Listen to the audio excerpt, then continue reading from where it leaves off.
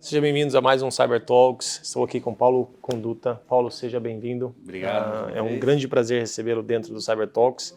Paulo, eu quero escutar muitas coisas. Acho que o papo hoje vai longe. Mas vamos lá, vamos começar na parte da maturidade do Bacen perante ao Pix. Eu acho que você pode, você envolvido dentro, pode dar umas perspectivas onde a gente está e onde a gente quer chegar na parte da maturidade e a cibersegurança no Pix. Tá, perfeito. Obrigado pelo convite mais uma vez. Eu acho que é um prazer estar aqui podendo compartilhar um pouco de informação e absorver mais conhecimento junto com os colegas e os amigos.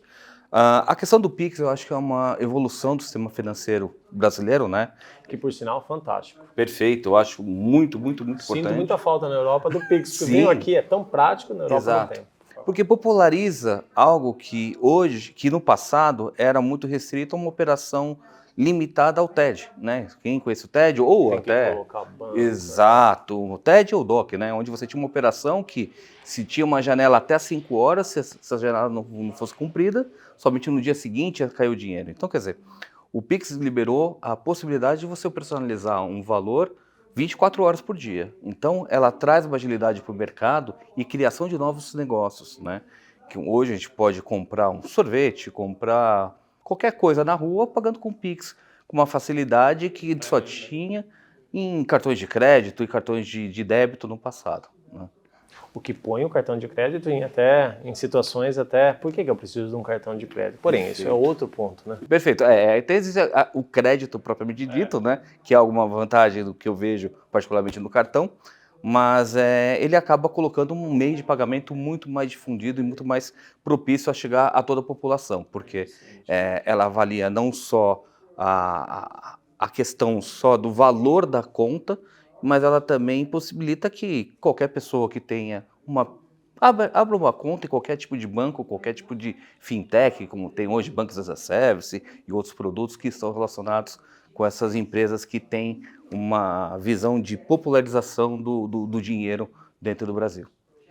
E na parte que a gente está falando do Pix, o que tem sido a barreira, talvez, para a cibersegurança? Eu acredito que é muito bem desenvolvido, né? Porém, segurança é sempre segurança, sempre mais. Né? Lá no grupo de segurança do Bacen, a qual eu faço parte, a gente vem discutindo muito o que a gente pode evoluir nessa questão de segurança do Pix, né? A gente tem algumas ações, principalmente na ponta do usuário, para justamente possibilitar, por exemplo, num processo que aquele usuário venha a sofrer uma fraude bancária, ou uma extorsão, ou até mesmo um sequestro, que infelizmente a gente está aberto a acontecer aqui no Brasil. Então a gente está criando mecanismos para possibilitar o processo de devolução daquele valor. Então o Bacen provocou o mercado, trouxe para o mercado essa possibilidade e a gente está tentando construir mecanismos para justamente possibilitar esse processo. Um que eu consigo destacar para você que o Bacen vem bastante difundindo é a questão do MED, né? Que agora a gente está virando o MED 2.0, né? Popularmente chamado. É um processo de devolução especial de valores, onde no passado, vamos dizer assim, no TED, existia o chamado telefone vermelho, né? Onde as instituições se conversavam por esse telefone e possibilitava identificar uma fraude e fazer com que aquela fraude não gerasse, na verdade, a saída, propriamente dita, para o valor monetário para algum fraudador.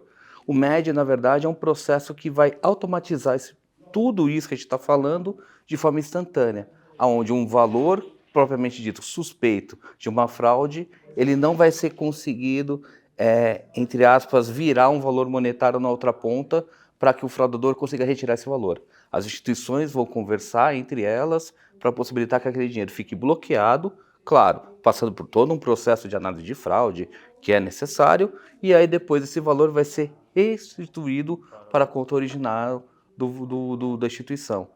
E aí a instituição da onde saiu o dinheiro é que vai fazer o processo de análise de fraude.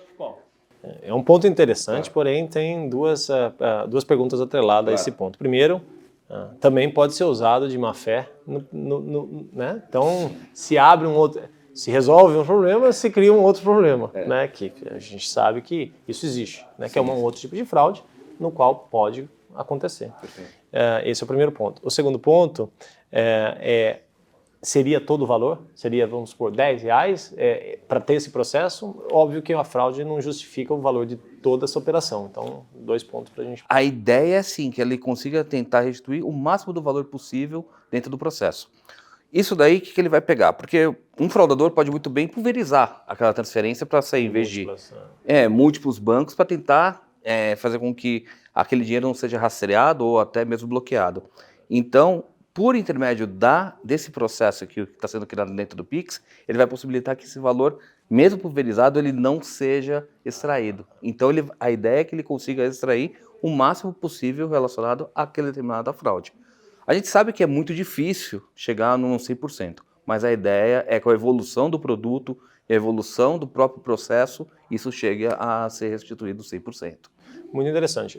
Lá na Europa, o que tem mudado bastante nas operações bancárias, por mais que eu gostaria que tivesse o Pix, que facilita em número, a gente não sabe o número de banco toda hora para ficar fazendo transferência, tem uma nova regulamento que os bancos hoje, tudo é 2 fatores de autenticação. Então, aonde eu comprar, inclusive tive problemas no começo, acho que do ano passado, quando eu estava no Brasil, que o meu cartão às vezes não aceitava pelo sistema não mandar o sinal, ou mandar a identificação da posição, né? E você vê isso, de repente, dentro do seu mérito da Bacen, algo que está por vir, ou você acha que talvez com o processo do Pix nem é necessário, porque também você torna-se mais complexo, em vez de eficiente? O Pix, a gente tem que pensar que cada instituição tem o seu plano de contenção para fraudes e para crimes cibernéticos. Então, cada empresa detém o seu plano.